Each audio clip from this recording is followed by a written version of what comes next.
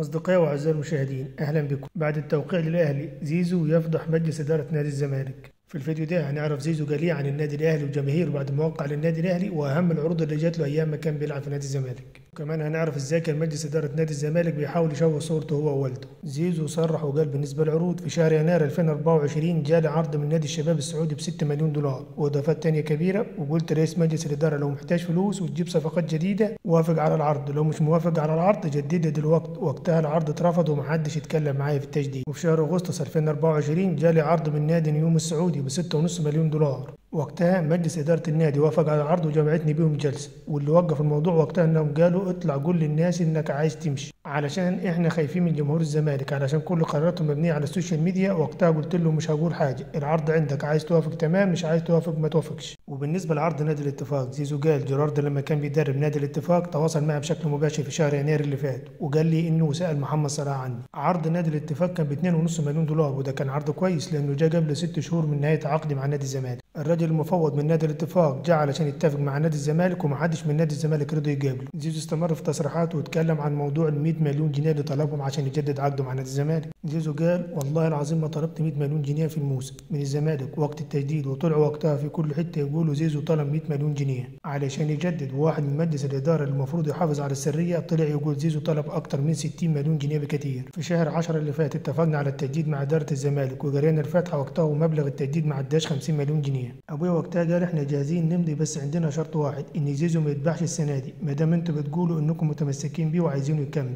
ابويا عرف وقتها انهم وافقوا على طلباتنا والدنيا سهلت، عشان كانوا ناويين يبيعوا في يناير ومش هيدفعوا حاجه من الفلوس. وفعلا لما قال لهم كده ما وافقوش على الشرط ده وموضوع التجديد وقف. مجلس اداره الزمالك فضلوا 8 شهور يشوهوا في صورته ويعملوا حملات ولجان الكترونيه وشتيمه في ابويا ويقولوا ده سمسار. هل حد فيهم عنده الجرأة يطلع يقول اني جددت 3 مرات في الزمالك ابويا ولا مره فيهم خد جنيه واحد؟ ليه تعملوا كده مع واحد استمر 6 سنين ما عملش مشكله واحده مع النادي؟ ابويا اتشتم 8 شهور من الجمهور بسبب الكلام اللي كان بيتسرب من اداره المجلس، ورفضت ارد. كنت مراهن على جمهور الزمالك انه ما يصدقش اللي بيتقال عليا، ولكن ما حصلش، ومجلس الاداره كذبوا الكذبه وصدقوه. اما فيما يتعلق بخصوص تصريحاته الخاصه بالنادي الاهلي وجماهيره كانت كالاتي: خطوه انتقالي للنادي الاهلي ما كانتش سهله خالص، خصوصا اني 6 سنين في نادي الزمالك شايل النادي على كتفي.